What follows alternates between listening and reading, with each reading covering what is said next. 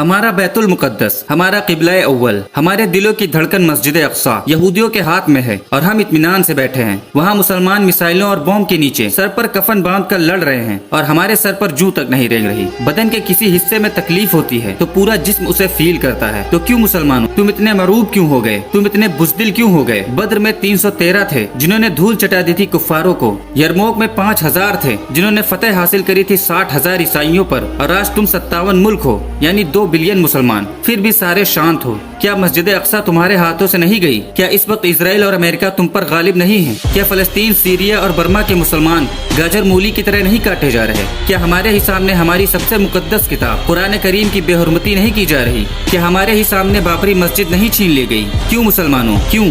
क्या हम बुज़दिल हैं? नहीं मुसलमानों, नहीं। हम तो उस उमर बिन खत्ताब के मानने वाले हैं जिनसे कैसर और किसरा कांपता था, जिन्होंने बगैर किसी जंग के बैतुल मुकद्दस को फतह कर लिया था। हम तो उस अली इब्न अबी तालिब के मानने वाले हैं जिन्होंने सिर्फ अपने एक हाथ से खैबर को उखाड़ फेंका था। हम तो उस खालिद बिन वलीद के मानने वाले हैं जिन्होंने अपनी जिंदगी में एक भी जंग नहीं हारी। हम तो उस अबू दुजाना के मानने वाले हैं जिनको मेरे नबी ने कई कुफ्फार के सामने जंग में अकेला उतारा था।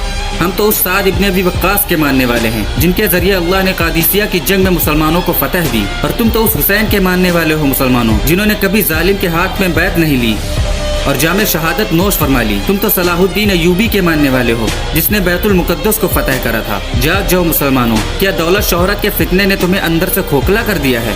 जख्म खाने की सुन्नत निभाने चलो, सर से पांव तक लहू में नहाने चलो। दी से पहले कि दुश्मन करे इब्तिदा, उसको उसकी जमी पर मिटाने चलो।